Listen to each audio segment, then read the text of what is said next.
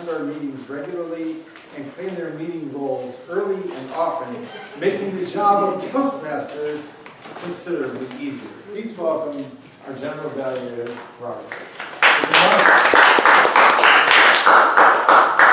Folks, those were 4 marvelous speeches this evening, weren't they? Yeah.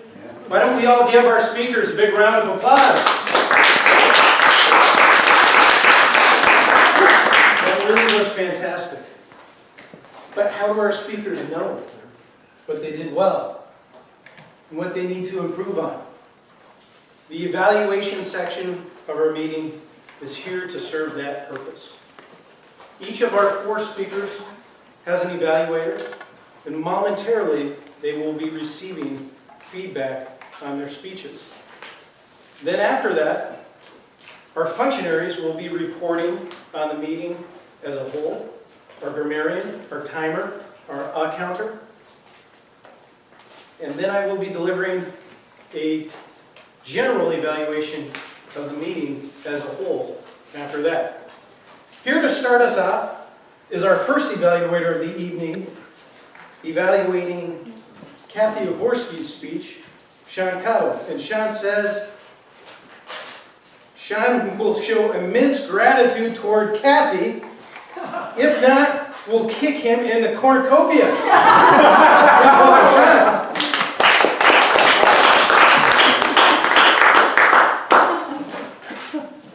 Sorry, I just had to say that. Kathy, I always look forward to when you have to come up here and speak, because one of my first meetings was when you did that rap. And of course, Robert stole that thunder today a little bit. But I thought you actually, so this was your second speech. I thought you did a fantastic job. Much better than I did on my second speech, I believe. And you also gave me 3 things to look at before your speech. You mentioned you wanted to see if you were easy to follow, if the terminology you used was easy to understand, and if you talked a little too fast. So first of all, I thought the terminology was great. I thought everything was pretty easy to understand. The words you used weren't way over my head. I am the grammarian after all. There was a lot of information, and you memorized it all, or you have it all in your head. So I know you're an expert on that subject. You had a great use of the stage. You walked around a lot. You had that little podium in the way a couple times, but you walked around. You worked it. You connected with everybody. I felt, or you connected with me. The body language you used was great. I actually liked the hand movements and everything. You're talking about your stomach and everything. You're going like this. I thought that was amazing. And great ending to this speech. It dovetails into your next one. So Kathy's going to use some of this evaluation for her next speech to improve on some things. So when we go back to talking fast, I thought some of it was a little too fast. It seemed like you were going through it. There's a lot of information to digest, so I think I would try and use some more pauses in between certain topics and things like that. And so I'm just giving you a great example of the uhs and everything. I didn't hear any crunch words in your whole presentation. I think the second one I did, I had like 30. But overall, it was a really easy to understand presentation. It was a great job for your second presentation. I really look forward to the wrap in the third one. But overall, great job. My apologies for the clicker. It is a unfortunate but necessary evil for us all to improve as speakers. Our second speaker, our second evaluator for the evening, evaluating our second speaker, will be Terry Price. And Terry says, gratitude is not just a word, it is a way of life. Everyone, please welcome Terry.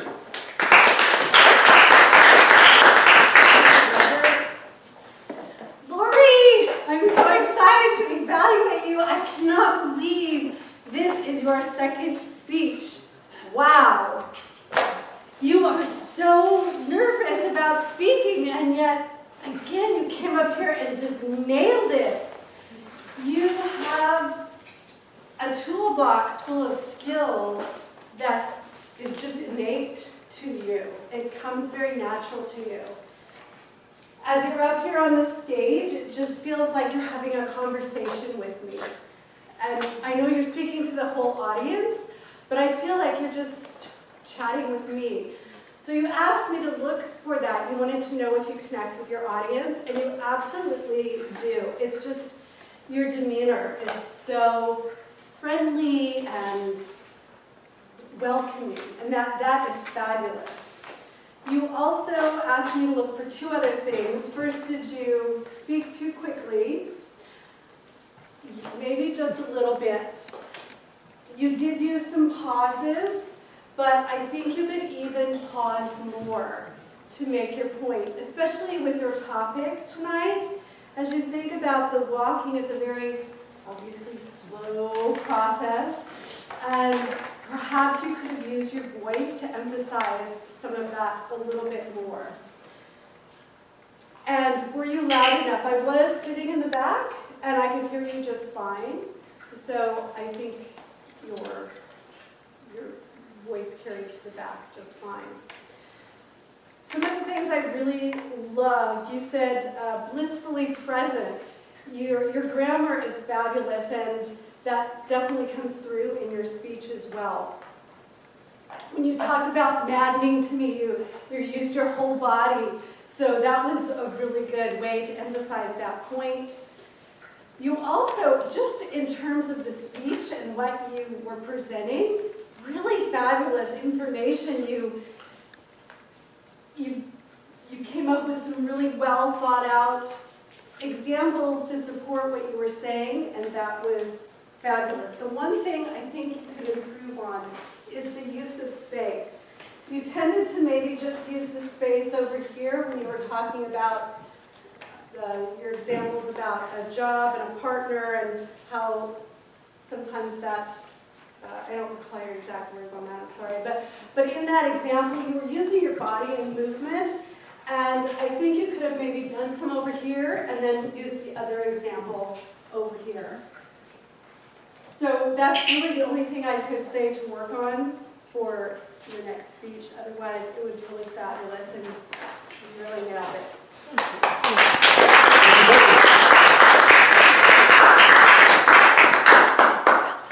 Our third evaluator for the evening, evaluating Ann's speech, will be John Swan.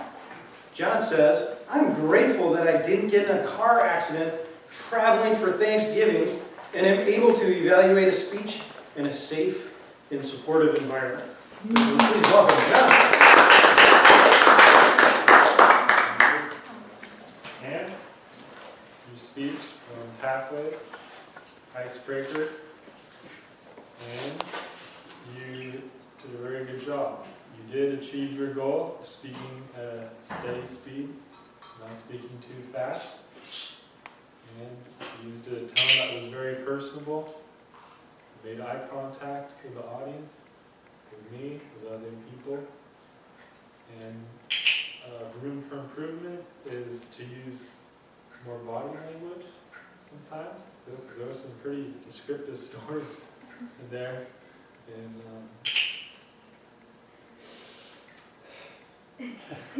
also think you could maybe, if you're comfortable, impersonate the people you talk about, maybe some, like there's some characters, really old, that old school of like, you have to be skinny if you're going to want to get married.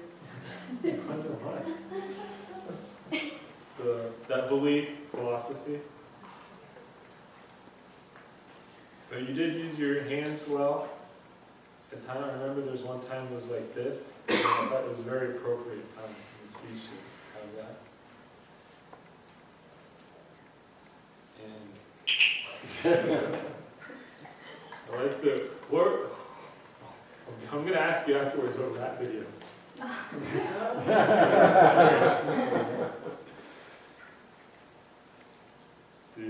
Yeah.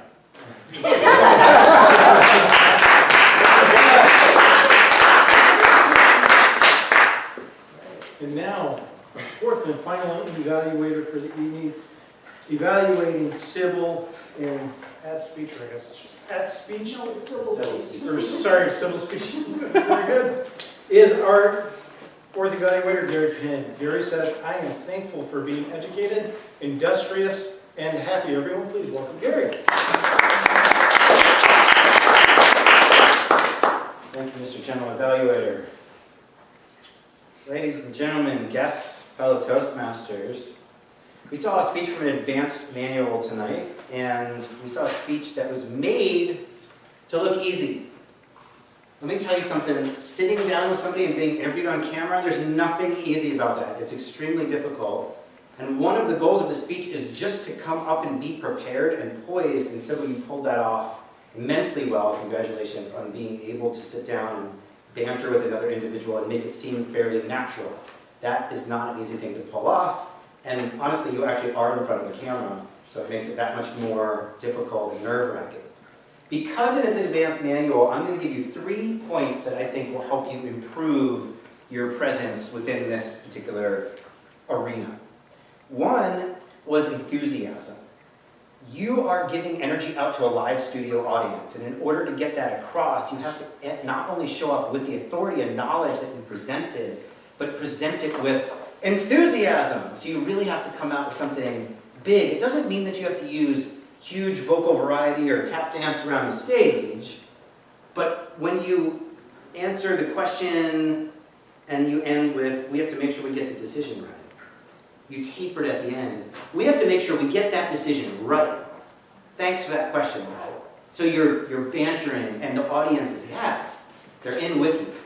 Second, you really should use the live studio audience to build a rapport, because you have the ability to do it because they're there with you. You're not just speaking to one other individual, you're actually speaking before those who can feed energy back to you. One way to do that is when it was noted that you went to LSU, you could banter back. I don't know what their mascot is, but yeah, go Badgers, yeah, go LSU, or any other Louisiana fans out there? Right? You could kind of do that, and it actually still plays to the camera because people watching at home will kind of smile and be like, yeah, I get that, or yeah, I can relate to that individual. So that's a way to connect with your audience. Finally, once you capture that audience, make sure you speak to them in really broad terms.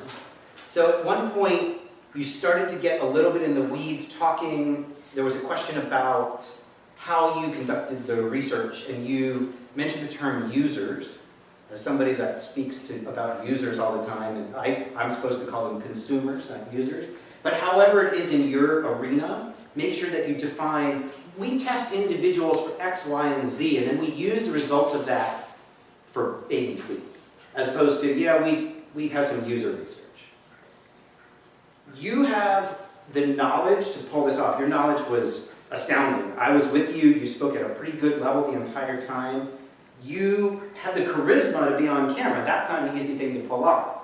If you can combine all those things, just let your personality shine. Thanks very much. Thank you, Gary.